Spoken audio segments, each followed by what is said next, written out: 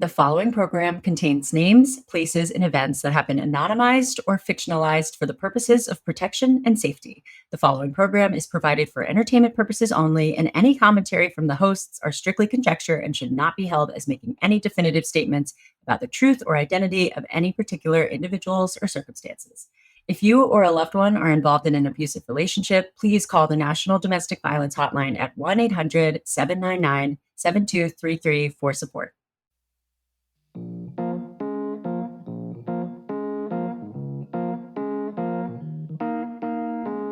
You guys, it's the dreaded Monday, but not really because it's dating detectives time. I could be a game show host. Oh my gosh, I would watch that for sure. So, today's episode, you guys, is first of all, it's a two-parter. I'm sorry, not sorry. Just listen to it, and then next week listen to. We recorded for 4 hours, y'all. It was so long, and her story. Oh my gosh, I was on the edge of my seat the whole time, and love her, and it didn't feel like 4 hours. I was actually very surprised. I felt like I had so many questions for her as she was sharing her story, but I do want to warn you guys that usually it's Hannah who catches the disclaimers. I'm not really good at it. You've been a PI for so long that things don't faze you. The sensitivity isn't there, where Hannah's really great at showing that sensitivity and really catching those things. But this story includes domestic abuse and some child abuse, and we were brought to tears a couple of times. So I just want to let you guys know that some of the parts of the story can be, really disturbing and piss you off and other feelings. So just want to let you know. But at the same time, I do commend her for being able to share her story so bravely. So I'm excited for you guys to listen and really, feel this woman. And so I want to get into it, but also real quick. Housekeeping. Yes, thank you. A little bit of housekeeping. You guys have been sending amazing, incredible stories. Like we are just so overwhelmed with gratitude for how much you're trusting us to share these stories. So I have a favor to ask you. When you send your stories in, can you give us like synopsis, like bullet points, kind of like outline it for us? Because we want to make sure to get to all of them so that we can read them a little bit quicker so we can get to more stories and hear more about them. And it's hard sometimes when we get DMs or emails that are just like, I have a story, message me. Because we get a lot of them. So we don't have the capacity to get back to all of them. So just give us a little bit more. And a reminder, if you want to email us a story, the email is investigate@thedatingdetectivespodcast.com. And we're here for you. And also join the Patreon. It's only $5 a month, but your Patreon, like the $5 that you pay, it contributes to the show and like the manpower and the hours and the work and all of that stuff. So we appreciate you supporting us in that way. And it really helps us to just provide more content and more on our podcast. So we really appreciate you guys so much. And thank you everyone who went live with us on Sunday. That was really fun. Yes. Oh yeah. The live. Oh my gosh. If you're a Patreoner, you get lives with us. Like we go, it's so fun. So join the Patreon. You'll love it. And we're always going to be transparent with you about what our obstacles are and what we're working on here behind the scenes at the Dating Detectives. So we want to be able to give these 2-part episodes maybe early to Patreon at the very least, so that they can listen to it at one time. We just don't have the staff to do that. So the more people that join Patreon, the sooner we can hire some help and get more to you sooner. So just putting that out there. Thank you for your support. You guys, we're just so grateful. Thank you so much for the support. If you're like Mackenzie, then you save a lot of money and not drinking coffee. This is basically a coffee. Girl math. Just cut one coffee. One coffee a month. Yeah, exactly. Okay, let's get into it. Let's let Claire take it away.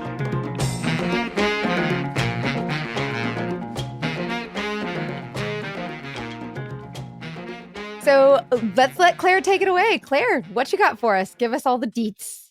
Oh my goodness. Okay. So I guess the start of my story is my husband and we met in Arizona at a friend's party.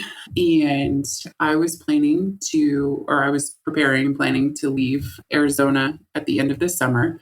So we went to this party on a Friday night.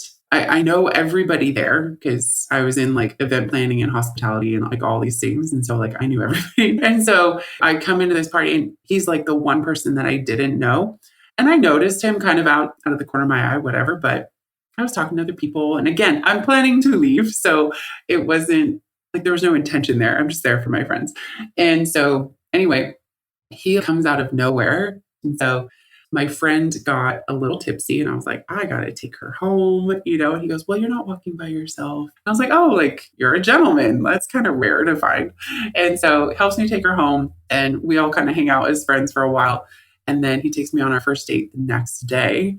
And then he wants to hang out again on Sunday. And I'm like, well, I'm going to church. You know, I just went by myself. It's kind of like that stage in life where I'm like out Friday night, Saturday night, go to church on Sunday type of a thing. And he's like, well, I'll go with you. And I was like, okay. So he came with me. And then, so this is a Sunday. We met on a Friday and Tuesday he takes me to meet his family. So when we met, it was a sob story, right? Rough childhood, Marine Corps. He has PTSD. And I'm like, my parents have been together since they're 15. I'm like, let me fix you, you know? And so the relationship definitely moved very fast. And the one thing that he would constantly say, and because we do have a little bit of an age gap, was like, when you know, you know.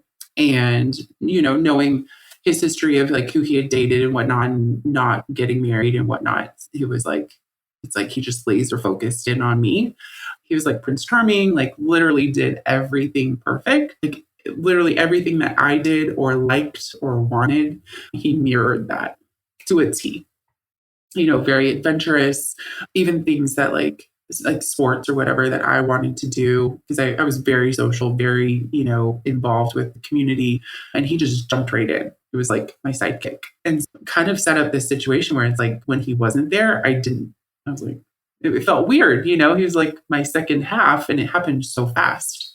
And then we got engaged really fast and we got married very, very quickly. The first year before we got married, he was Prince Charming, did everything right. And the moment we got married, like that's when, you know, there's like holes in the doors. And after that, things just spiraled very quickly. It became like 90% good, 10% bad. You know, all of a sudden a fight turns into a hole in the door frame. But the bad times all connected back to his PTSD. And so I just kind of powered through. So that is all just to give some context on where we're at when I meet the other really important person in this story, my friend Rebecca. My husband we just moved into a new house and he had bought a piece of furniture that didn't fit or go with the aesthetics. And so I had reposted it for sale and she bought it. And so when she came to pick it up, we realized we had mutual friends. We were both pregnant. Our kids were about the same age, but it didn't fit in her car. So the next day, my husband and I ended up driving it out to her property where we all kind of got to know each other a little bit more. And that's when we became friends, and we were both stay-at-home moms. So, you know, we were able to plan a lot of get-togethers and stuff with the kids. It's like she hosted our kids' birthday parties. We all went to the same birthday parties. We did a lot of fun stuff together. So yeah, lots of just family stuff that we did together. And then my husband was in the military. He was pretty high up in like an office role. And so he got a promotion to move to Colorado. So we did that. And so we were kind of like long distance friends. And we just stayed in touch. And then anytime we would visit, we'd get together. She was still married at the time. So we are in Colorado for my husband's job. And I got a call and it was just completely shocking out of nowhere that she's getting a divorce. He's been abusive. There were a lot of just shocking details in that. And I went livid because I'm like that diehard loyal friend, right? Oh, sure. And I was like, what do you need? But she was pregnant at the time. And so I'm sitting there, I'm like, I need to fly back. I need to be with her. I need to do all these things. And my first instinct is to get on a flight and go and be with her, help her however I can. I just go into the hyper mode of, okay, how can I help? And so getting her connected with the right attorneys, getting her connected with the right resources, who's on the ground, because I had a lot of connections in the community, who's on the ground that can help her. And so we went through a lot of stages of that. We became closer when she went through her divorce because I feel like I was the safe go-to person. And I'm also that person, like when you mess with one of my friends, like I'm that friend, and so I was like trying to help her on all facets, on all levels through all of that. So we're in Colorado, she's in Arizona, and then COVID hit. And so we're like, well, we don't really want to sit here during COVID and all the restrictions. And so we had an RV. And we're like, well, let's go tour. And so we packed up the kids and we toured the country. Oh, wow. Had a blast for about a year and a half-ish. I think we did 35 states. It was so, so fun. They loved it.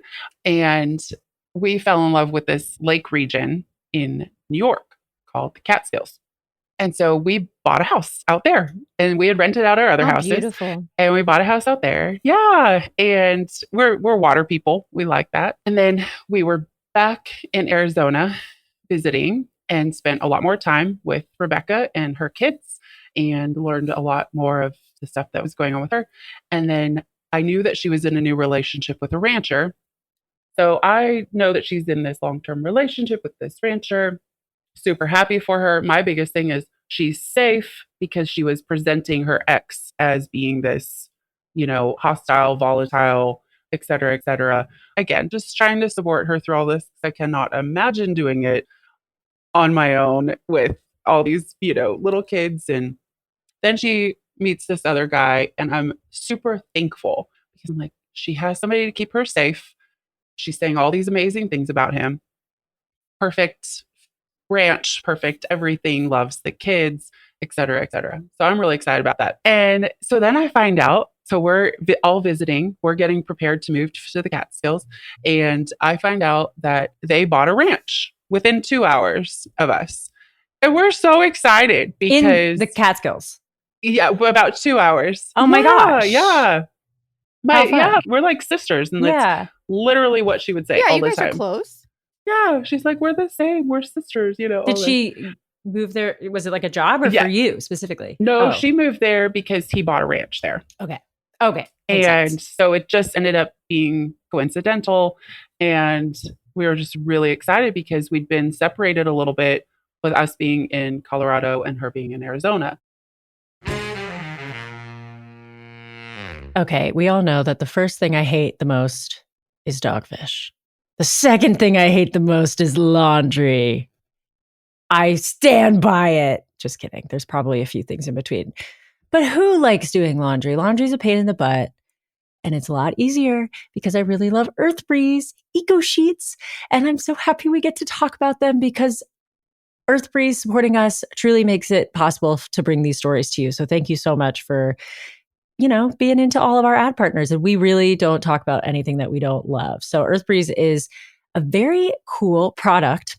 It just looks like a dryer sheet, but it's just like detergent. It's ultra concentrated liquidless laundry detergent. It's the best of all the worlds. So it's tough on stains and odors, but it's also kind to the planet and it's very good for your skin.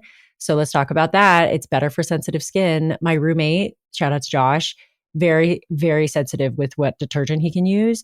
And we really both like Earth Breeze. It's just so much easier. It's so convenient. You don't have the heavy lifting or the sticky blue goo from like a plastic little, the jug stuff. It's just, laundry is a pain in the butt, but Earth Breeze is lightweight. It's a cardboard packaging. It takes up so much less space in your laundry room or wherever you keep your laundry stuff. And it's very flexible. It has flexible subscriptions too. So they deliver them from carbon offset shipping right to your door for free because unfortunately you'll never run out of laundry, but now you'll also never run out of detergent. I think you should give it a try. And if you decide to go back to your old stuff for some reason, you do get a full refund on your Earth Breeze purchase, no questions asked. So it's so much better for sensitive skin. Oh, I didn't mention there's also fragrance-free option. And I know a lot of people want that. They got rid of all the unnecessary chemicals for the formula. So it's kind to all skin, all ages, even babies, anything you want.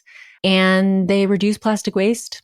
I mean, obviously, they're called Earth Breeze, but they really do their part. They're not just talking the talk, they're walking the walk. What I also like is that making a positive impact on the world doesn't have to mean you pay more. So they keep the cost down, even though they're doing good things for the planet.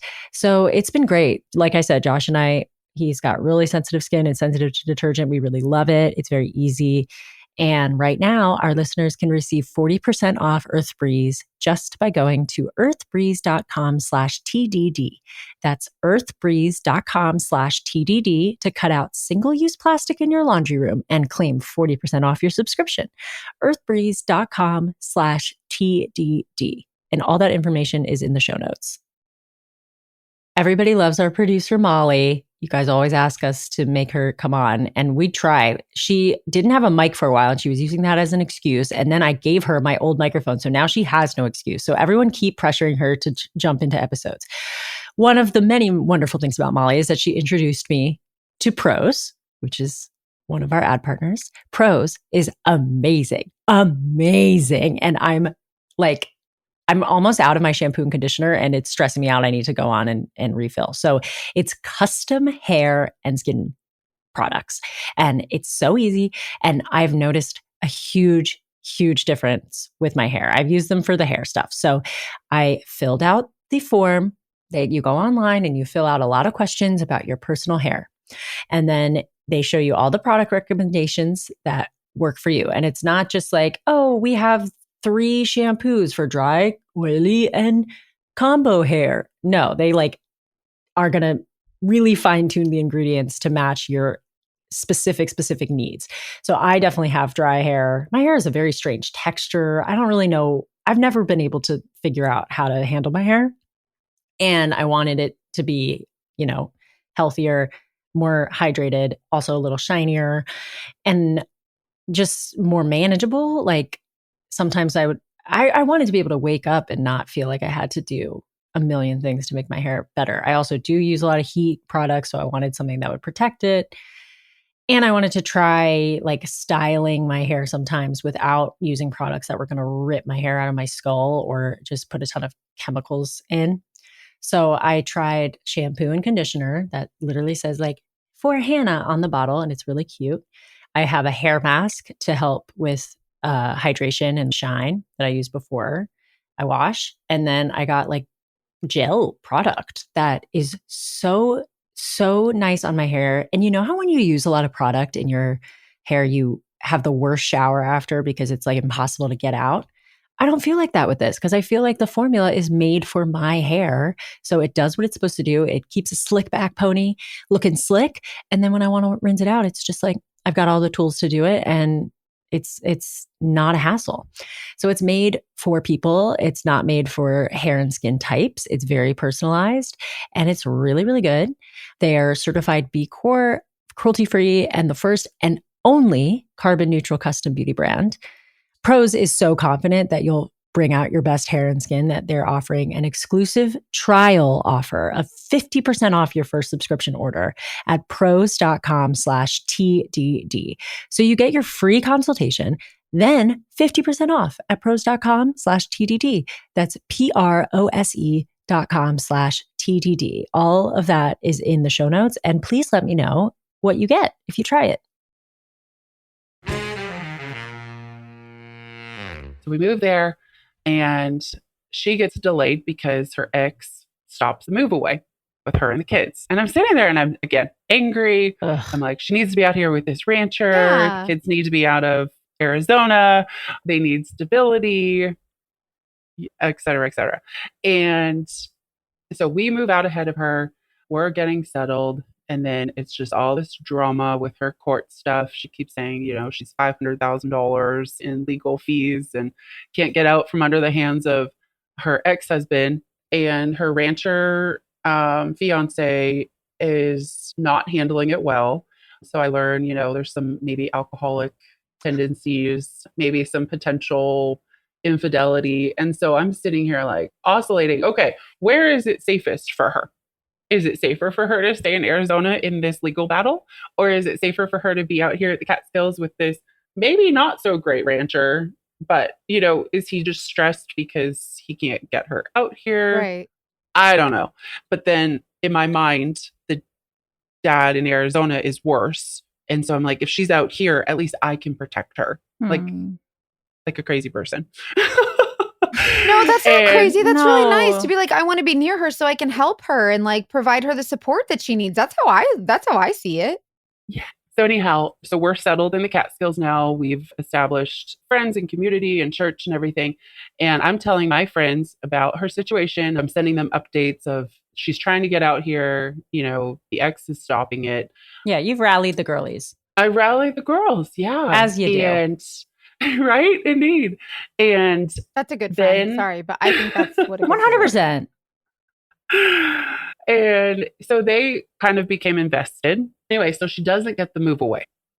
So she's not allowed to bring the kids. Mm. And then she ended up coming out to the Catskills anyways and leaving the kids in Arizona. Oh my God. And so they Wait, she got full- moved and just left the babies and didn't take them? correct because Oh. she couldn't stay there for her mental health. Mm. She kept saying, I can't be here. And so Oh, again, I'm man. trying to encourage her. And That must have been such a hard decision for her as a mom. Yeah, absolutely. And I was just trying to support her through all of this. and she moved out with the rancher. And so we're about, again, two hours apart, maybe less than that. And I didn't know, she just randomly decided that. So they drove out and they packed all her stuff. And I was like, she calls me, she's like, hey, I'm here. You're like, oh Like, my. okay, all right, here we go. And luckily my parents were in town. I go, hey, I'm going to go help her unpack if that's okay, if you'll watch the kids. And so I went out and unpacked her house for her. She was visibly emotional. So they are getting settled. We're settled. I go back home and then she's able to get their kids to fly out for a couple weeks in the summer. And this is fantastic because now all the kids are all together. We are spending all our time at the lake and the river and just having a blast. But oddly enough, her fiance wasn't, so it was really just her and her kids and then me and my kids. And then when she would come and stay with us, it would be her and her kids and me and my kids and my husband when he wasn't working. And we're wanna just so go. happy because like that's what we had in Arizona, and then we didn't because we were long distance for a while, and now we have it again, and the kids are there, and it just felt awesome. And the kids were, they all kind of act like siblings. Again, there's 9 of them. So many, but I could. My That's like camp. It's like camp. It's a free summer camp. Yeah, That's so fun. And yeah, they had so much fun. And then we started making plans for when they would come back the next summer, and like our kids were going to go to camp together. Funny that you mentioned that. So we had plans, and our kids had plans together. And so then the kids go back to Arizona for school, and Her kids. Right. Yes. her kids, Yeah. yes. So her kids go back to school in Arizona, and she's struggling, and she's flying back and forth, I think once a month. Oh my gosh, what a trip. Yeah. That's a long flight. It is. It is a long flight. And I started getting more information from her regarding the behavior of her fiance The rancher. and the rancher. Yes. And it was, a lot of verbal, mental, it got physical to the point where she was like, I don't feel safe. But he had crashed her car and it was in the shop. And so she couldn't leave. So I have several instances that she has told me that have happened where he would be drinking and like leave her out on the side of the road, walk her out of the house, take her phone, other Horrible. physical stuff, enough to where I'm on super high alert and I'm just, I'm freaking out. And my husband is like, what do we need to do? And so she has me on this high alert. And then I want to say late October, I get a message about 10:30 at night that she needed to get out. She was unsafe and no. some stuff was happening, but I was putting the babies to bed. And so it was about 30, 45 minutes before I even got the message. And I hit my knees. I'm shaking. I'm like, I don't know what to do because the reason she didn't call the police on him prior, the several other incidents that she had shared with me, was that she didn't want it to affect her legal case with her custody of the kids in Arizona. I can understand that. That's so tough because I can totally understand. Rock and hard that. place. Oh my gosh. Yes. As a mom, I totally get it. Oh Yeah, my you're like, you gosh. won't. Right. Right. So I'm sitting here like, what do I do? Because I'm 2 hours away. It's almost midnight at this point. Her phone's going to voicemail. I am sobbing. Well, because you're And my terrified. You don't know what's going I'm on. absolutely terrified. I did not know if she was dead or alive Yeah. at Oh, this point because of the escalation of stuff. And I just, trying to put myself in her shoes. mhm. So she can't call for help. So she sends this to me. And my husband, I'm like, I have to call. I don't have another option. Yeah. And she could literally hate me forever for calling the cops to make sure she's alive. But at least She'll it be it alive, could save yeah. her life. Yes. could. Yes. I think that's a good choice. And if it I ruins agree. the custody case, then I don't know, worst case scenario, she has to go back. I don't know. But at that moment, like that was my The only kids need their mom. You know, kids like need their mom. Alive, you need yes. to Yes. exactly. Yes. I can't blame you. Oh, So it was a hard phone call. I called the sheriff's department and they asked me, hey, do you know of any other previous stuff? And I can't lie. I was like, I do, but the reason she hasn't been able to say anything, because I'm like, they're going to go and meet this man, whatever has happened. They need to know what has happened prior. I said, she hasn't called because of this. And this is the situation we're in. So I'm calling and I don't know what this looks like. I just need to know she's okay.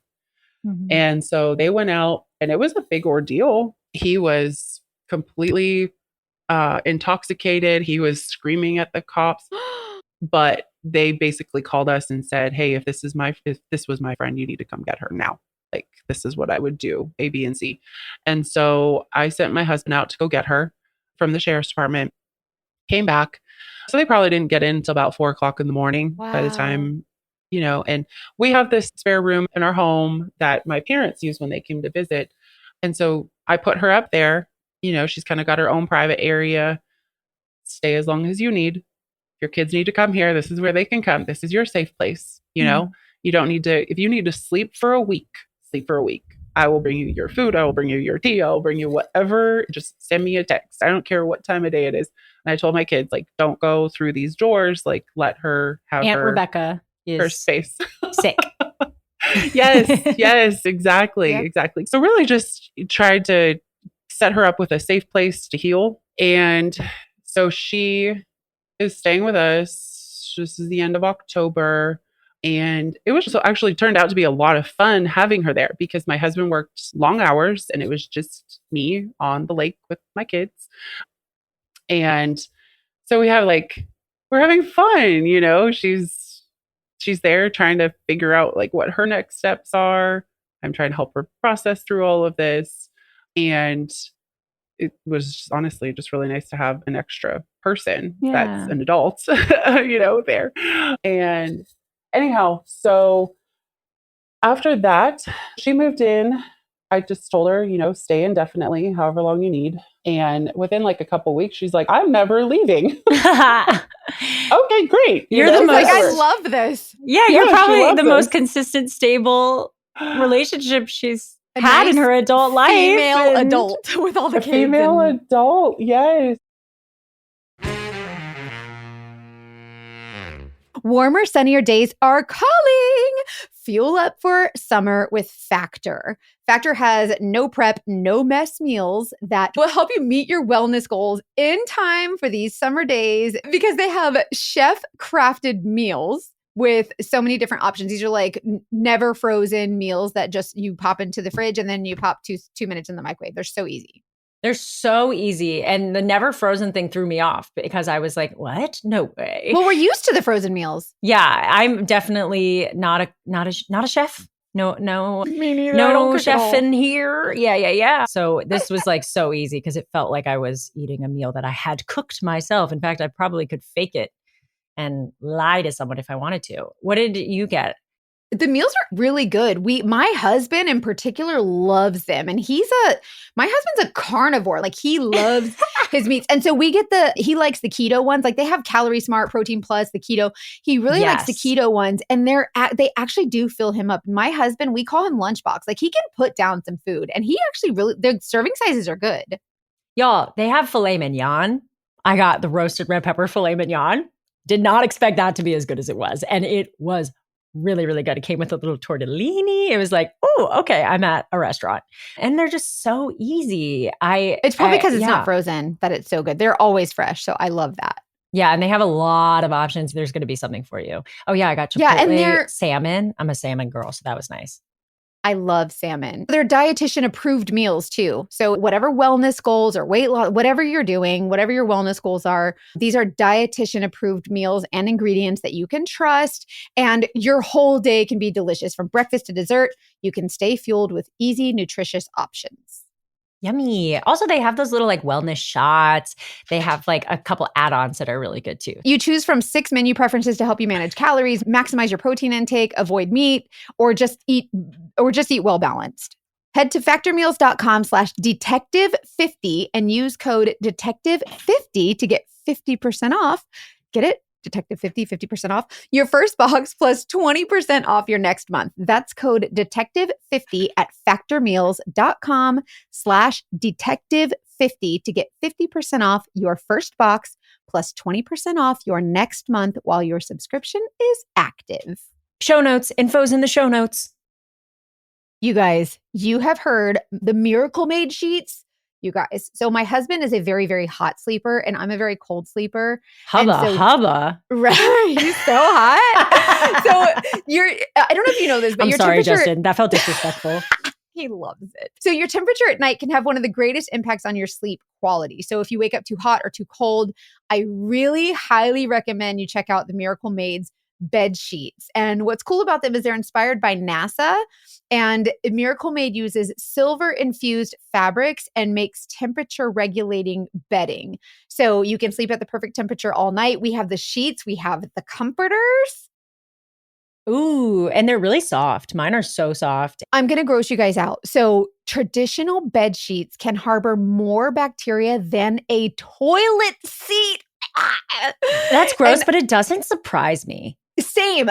You've seen those documentaries where they do like the restaurants and everything too. But hello, your sheets and a toilet seat are hello. That kind of bacteria can lead to acne, allergies, stuffy noses, and it's just gross. So Miracle Made offers a whole line of self-cleaning antibacterial bedding with the sheets, the pillowcases, comforters, and they prevent up to 99.7% of bacteria growth. And they require up to 3 times less laundry. So temperature regulating, cute, soft, all of those great things. But like, if anything, do this for your skin. Like it's designed for your skin. And we're both skincare girls. So like, stop sleeping on bacteria. Yes, it can clog your pores. That's what when you get breakouts and stuff, you got to think about your skincare routine, but you also got to think about where you're sleeping, where are you putting your face. Yeah. So we recommend going to trymiracle.com/TDD. And you can try Miracle Made sheets today, right now. Run, don't walk. And whether you're buying them for yourself or as a gift for a loved one, Father's Day is coming up. If you order today, you can save over 40%. And if you use our promo TDD at checkout, you'll get 3 free towels and save an extra 20%. Miracle is so confident in their product. It's backed with a 30-day money-back guarantee. So if you aren't 100% satisfied, you'll get a full refund. So total peace of mind. Upgrade your sleep with Miracle Made. Go to trymiracle.com/TDD and use the code TDD to claim your free 3-piece towel set and save over 40% off. Again, that's trymiracle.com/TDD to treat yourself. Thank you, Miracle Made, for sponsoring this episode. So I've kind of given you like the background on her and our friendship and to where we're at this point. When she moves in is also when my husband starts acting a little strange. He's working a lot and then he comes in and he's angry. He's inconsistent with the kids. I thought maybe it was just another PTSD spiral like we've been through before. But over, a couple of weeks, enough time, enough seeing the behavioral changes, the frequency and the intensity of things, I knew that this was different. I knew that this was definitely not something that I've dealt with before. How does he feel about her staying there that long? Is that? Oh, he's fine with it. And let me backtrack here a little bit. We've been married 14 years. never once had I seen that man smoke a cigarette. He's definitely been intoxicated, but not, I felt like the past couple of years, he kind of had that on lockdown, and he has PTSD from the military, Oh, and he has no. an extremely, extremely traumatic childhood. So I don't know if you can maybe kind of see the patterns where, like, when we met and I heard all of his stuff, I'm like, let me fix you. Oh, Rebecca, oh, you're going through Mama these Bear. issues. Let me fix you, you know? But so he's working a lot. He's getting angry. We'd had issues in the past with his PTSD, probably several times that I should have left, but there was no way that he could have taken care of the kids, you know, in those spirals. So I stayed and things would be great. It was kind of like that 80-20, you know? Mhm. And all these, you know, future promises and all these things. And again, really good for most of the time and then really, really bad. Mm-hmm. But I learned to diffuse and mitigate and circle things around to get things back to where they needed to be. This situation, however, I couldn't figure it out. He did at the time decide to start his own company. I was like, is he stressed because of work? Is he stressed taking on all this debt for the company? I could not figure it out. And so I was like, whatever, you know, Rebecca and I, we're having fun. You're kind of in your own little world. I'm trying to help, but you're not really giving me any leeway here. There's only so much you can do. Yeah, let me know when I- you need me. And Yeah. Yeah.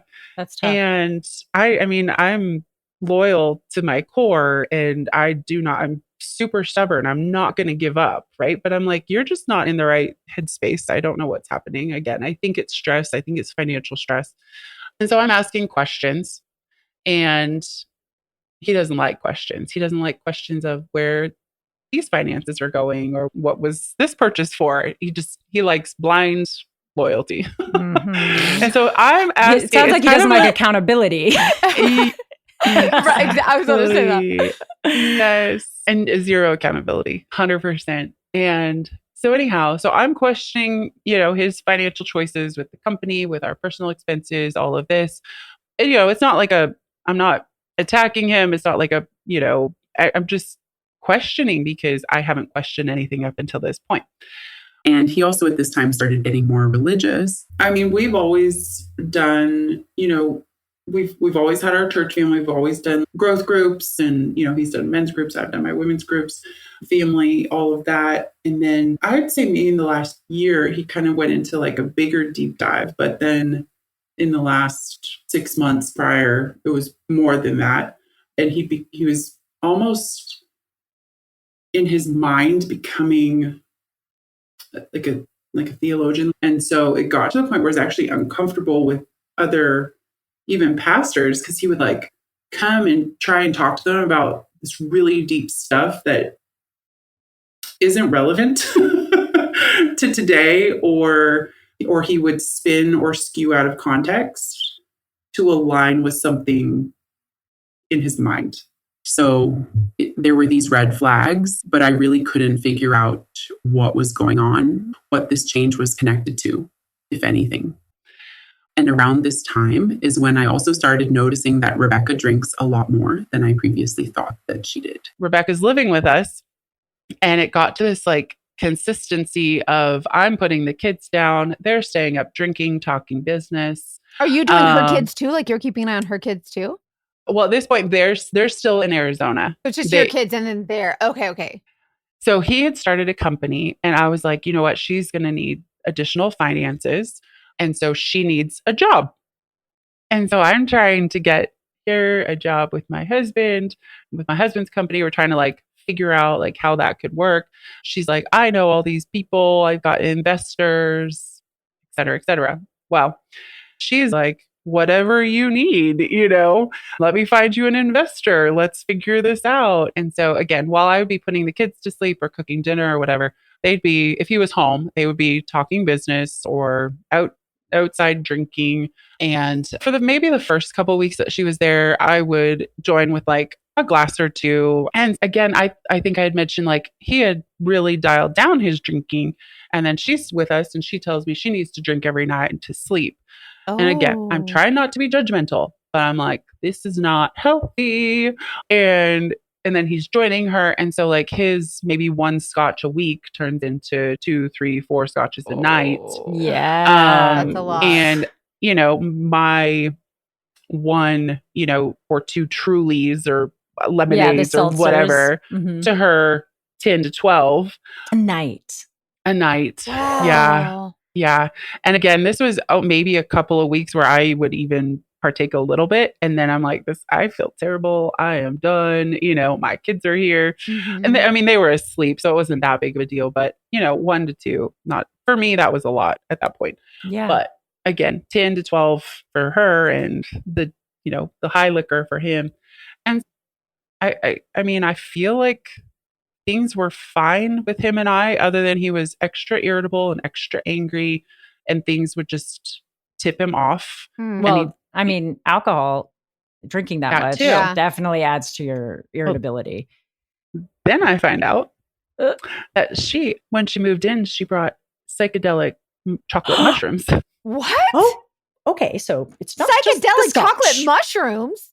I know. They're like, here, try one. I was like, absolutely not. Thanks. Like, I can't. No friggin' thanks. I have no tolerance for anything. Like, I'm like, I would die. I would literally die. And they're like, oh, you're so boring. You're so blah, blah, blah. Like, where's your fun? Thank you. Yes. Are they? It's very kind of you. I, for legal purposes, have never partaken. No. For my mom listening, never done it. Anyway. Are they doing this and alcohol? Uh-huh. Oh my God. They're doing it a lot. Dude. Uh-huh. Every night. Yes. We also don't know where they're necessarily getting it maybe from. Not every night. I don't love that. Know. Don't love that. Mm-mm. Nope.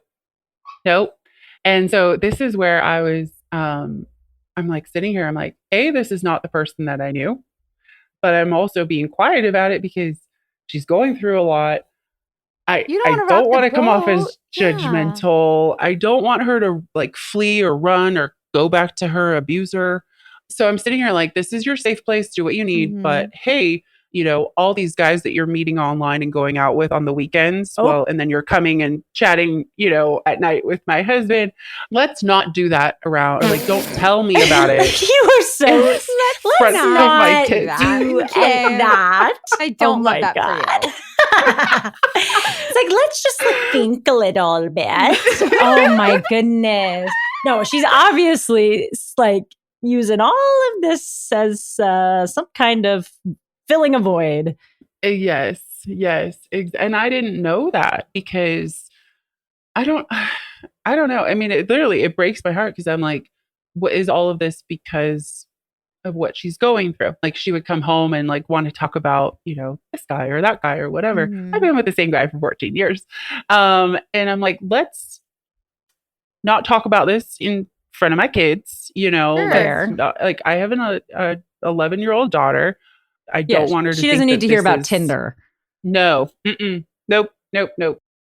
Also, around this time, another weird little thing popped up with Rebecca that at the time I thought was no big deal, but in hindsight, I think is important to bring up. The kids are like, oh my gosh, you guys, you're always having fun. Everybody's smiling, but she would like go shopping and come back and buy like the same stuff that I have. Oh, and my kids started to notice and they were like, why do do you just really like to match mom? Okay, so she's like copying your yes clothes. And she goes, mimicry is the highest form of flattery. I'm like, that's kind of weird. Okay, whatever. I'm just like kind of letting her. It's like, it's one thing if it's like, oh, I'm obsessed with those one pair of shoes, let me go get the same shoes, but to copy your entire wardrobe. Yes. She's like, can I wear your skin? Yeah. I tell that to my husband when I'm cold. I'm like, can I just wear you? And he's like, that's creepy. That's creepy. No, you cannot. It is kind of creepy though. Her like, it got slowly morphing in to you. A little weird, but again, I don't know what she's actually going through. So I'm just trying to be okay. And like also, this that's is kind of part of a girlfriend relationship. Like, Yeah. you're trying to wear each other's clothes and like do Take all the things. compliment. You're like, Yeah. okay, I have cute style. I Right. guess So she wants benefit of the my doubt. style. I can understand benefit of the doubt. Yeah. But I'll circle back to that mimicry is the highest form of flattery when we continue on here, because that takes on a whole I'm other level once we sure. keep going here. And so this is kind of like the synopsis of November. And then December rolls around and she flies back to go see her children. And around Christmas time, my husband, again, he's picking fights, things that would be like a level, maybe 1 or 2 would hit like a 10 or a 12 for no reason. Oh. There were Wow. incidents legally. I probably need to kind of keep that on the down low with the children. And it's okay. So like lines were crossed that I was like, I'm not fine with it, but I could handle it if they were crossed with me. I'm strong. But when you mess with my kids, it's a whole other ballgame. It's a whole nother ball of wax. Don't mess with the mama's kids. Yes, Girl, I feel it. Yes. And it would be wrapped up in, discipline. But I can say it was never matched the offense, and it was so excessive. And then the babies would come back to me and I'm like, this is not okay. This is not okay. And, there was an incident at a restaurant. We had friends visiting and they saw it and they're like, what just happened? And I'm chalking it up to, again, he had PTSD spirals throughout our marriage. There were a couple of times that I had called 911 and it was hang up the phone or like life is over because I won't be able to stay working with the government, And so I'm sitting here. Yeah, I was super independent before we got married. And then now we're married. He's the sole breadwinner and we've got these babies. And I'm like, okay. Yeah, what else? What else It's do you not do? a lot of options. And you can't tell anybody because then everybody's going to hate him. And you just kind of feel trapped. And so this weird dichotomy, because I'm like helping my friend through this, but I'm going through it, the same, but on different levels. It's not, there was, when you start unpacking it, it's a lot. But at the time, a whole lot. You just kind of, you're in survival mode. Right. So you don't see everything. You don't see everything. No, you're in the storm. And again, it's that 80-20 rule of like, they do really well with keeping things really, really good and then really bad. And then they confuse you with the really, really good, I guess, or the promises. This is the love of your life. This is your life. Yeah. I mean, I was pregnant or nursing or both for a solid 9 years. So, there's that focus too. So I do feel like I was just powering through. And then when we settled into the Catskills is when things really started to go south so much faster than the rest of the relationship, I would say, because any of the PTSD spirals, like when he would come out of it, I felt like we were good for a good chunk of time. So anyhow, I digress again. So December, he's going off the Richter scale. Things are happening. I'm like, there is no control here. I don't know what's happening. I don't know what to do. And she had flown back to Arizona, and there was one of these incidents again with one of the boys. And I'm like, this has got to stop. And he goes, I'm not changing. So you might as well divorce me. Oh I'm my like, God. What? What do you mean? He goes, I am the dad. This is how I discipline. I'm not changing it. So you might as well divorce me. And I was like, how about counseling? Like, how about, let's figure out the reason behind all of this. And we had friends come over the next day, and he comes out and he gets me and he takes me into the office, and he had printed out divorce papers on Google. What? And he's like, here, I told you I'm not going to change. Might as well divorce me. And I'm like, we literally have people at the house. I just served appetizers. What Right. the fuck? Excuse my French, but for real, that's like all I can think to say. But you cut out what did you say after? Oh, I said, what the fuck? No. No, after you said he printed divorce papers on Google, then what? So he had walked me into the office and he had divorce papers printed out. And he was like, I'm not changing. Here's your divorce papers. Like, let's just get a divorce. He's like, I'm not I'm changing. like, Here's your walking papers. Okay, fella, yeah. sure. Okay. All right. And I'm sitting here and I'm like, again, we've got people over. I had other friends' kids over. Like, what are you doing? Like, this is not okay. Like, it's not like I can throw a fit. We can't talk about It's this. very manipulative. Very, very manipulative, as you will see. And so I looked at them. I briefly read them over. I mean, I've got a little bit of legal background, and I was just like, okay, the anniversary date is wrong. My birth date is wrong. Like, all of these things on here are wrong. And obviously, they're from Google. Like, nothing is going to stand. And I was like, the only thing that I can think to do right now is to sign it and walk away. And so I did. And I signed it and I walked out and I was like, fine, here's your divorce papers. I walked out, I shut the door, and I went back to serving. Yeah, wow. I went back to serving dinner. Okay. She said, don't threaten me with a good time. Bye, fella. Get out then. Oh my goodness. I'm not going to beg you to stay. Bye.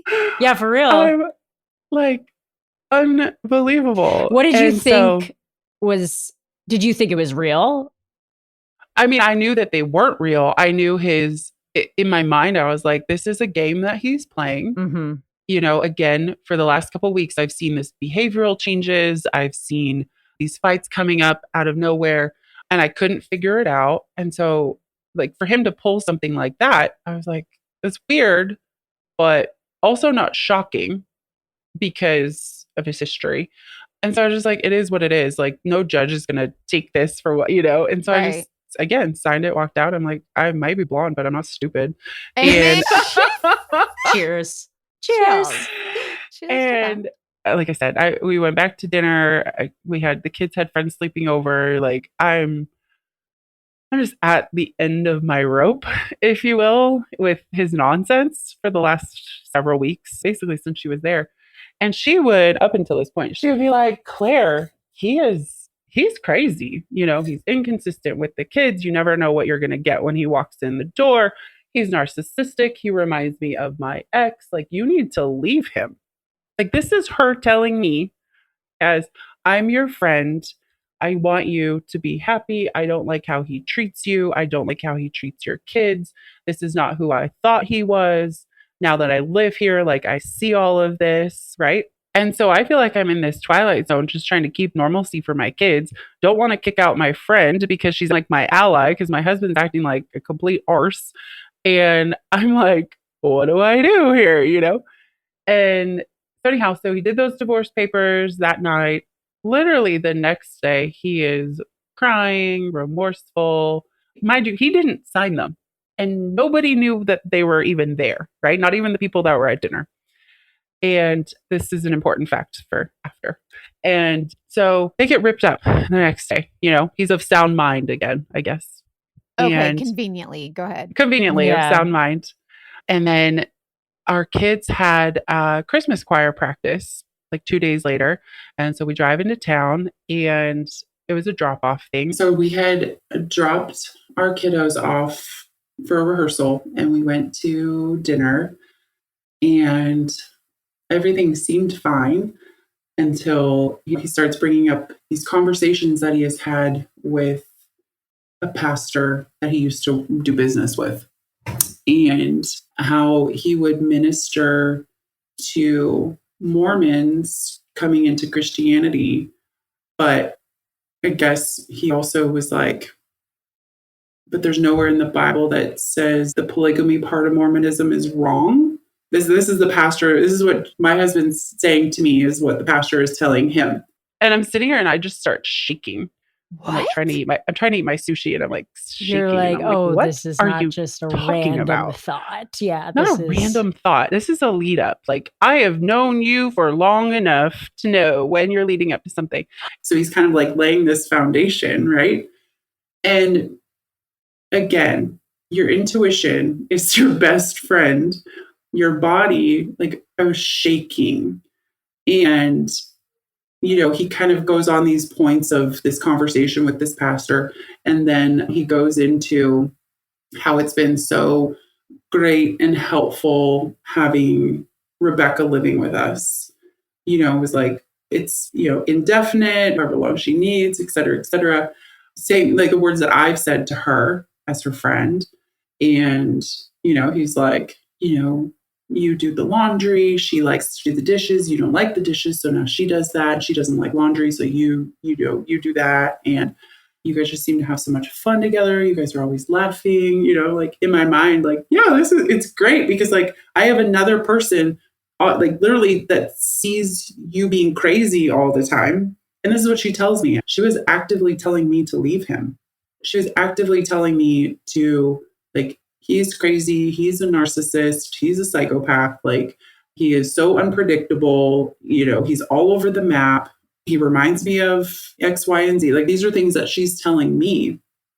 And I'm sitting here like, I don't know what to do. So anyhow, so this conversation with him and I at dinner is along the lines of he's like gearing up. I know when he's gearing up in conversation to like throw something down, whether it be a financial purchase or a move or whatever.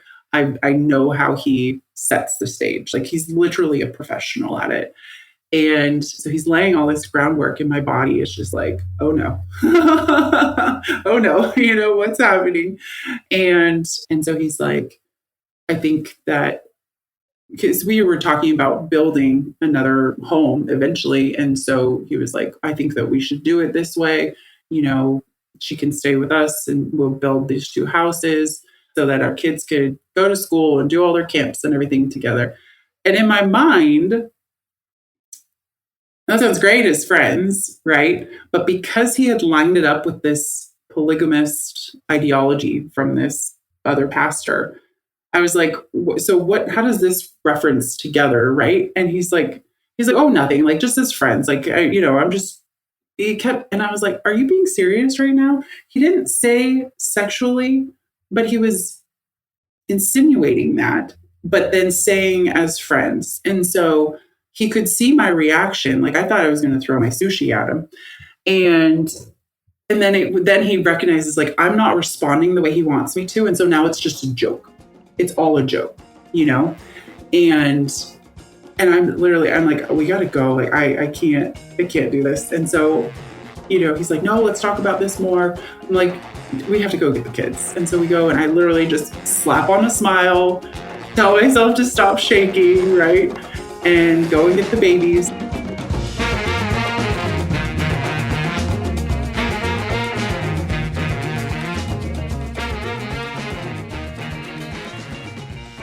Holy bananas. Still so many questions. I know, guys. I know. Yeah, I want to be honest with you, I don't even think, let's not do a Dogfish debrief this week. Like, let's save it till the very end. More Too much to unpack. Yeah. I think there's a whole lot going on here. Don't you love Claire? I love Claire, y'all. She's gorgeous. She's so sweet and she's strong. So brave. Such a good friend. Yes. Hello. Like I want her as a friend. She's so eloquently spoken and she just is, she's just she has that like that kind of really gentle, tender kind of personality. She's someone that if I was crying, like I'd want to call her, that I know that she would just be there and support me. You know what I mean? Like that's what she reminds me of. I just wait till next week, you guys. Just wait. Send Claire your love and also send us your thoughts, theories, anything that's spoken to you so far, but there is a lot more to come. And we're here for you along the way. And afterwards, there's a lot to take away from this story, which was amazing to talk to her about. It's never anybody's fault, but there's always a lot that we can unfortunately use to arm ourselves in the future. So I'm really, really grateful she's sharing this story, especially since it involves her children. And that is another layer of tough that I can't even empathize with by any means. Well, most of you guys are mamas, or a mama, or you have a mama. Like you know what it's like. Like when Mama Bear is. Oh, just wait till next week, you guys. You're just gonna. I don't know. I'm not. Just tell us your thoughts. Give us how you're feeling, and if you need to chat, we're here for you because we know. And we're on all the socials. So write us, DM us, comment at Dating Detectives Podcast. And you can email us your thoughts, or if you have a story to share, investigate at thedatingdetectivespodcast.com. Please include a synopsis, a short synopsis of your story if you're sending one in. And what else? Whenever you guys share, I just want to tell you the impact that you have on other people when you share our stuff. Like, first of all, yes, it helps us grow as a podcast because the more people hear about the Dating Detectives, the more of that sense of community they get because they have a place to go, or someone might have experienced the same thing. But when you guys share some of our guests' stories, and when you share the podcast, you create a sense of community for other people. And I think that a lot of these guests really, really appreciate that, and they've needed that. And so please keep sharing for the podcast, which of course we appreciate the support so much, but you're really, really creating a sense of community that you'll see. It really creates a nice place for some people that really need it. So thank you. I have a vision of like doing more live shows and people who listen to the Dating Detectives just becoming closer friends and becoming the people that you turn to when you do get into relationships that you need a friend to talk about, whether it's healthy or not. You just need your community to help you. Some of them do. Some of our Patreoners they chat like together, like they've become friends from the Patreon. I just think that's so cool. So a sense of community is oftentimes what we need, and so that's what we didn't realize we had the capacity to create with our podcast, and we have. And so we're just so grateful for you. Everybody just has stepped up with their kindness. So thank you so much for creating that for your fellow people. So we need it. So anyways, we love you guys. Listen next week, and you'll get the rest of the story. But keep the conversation going on the socials. We love you guys. And in the meantime, trust your intuition. Bye. Bye.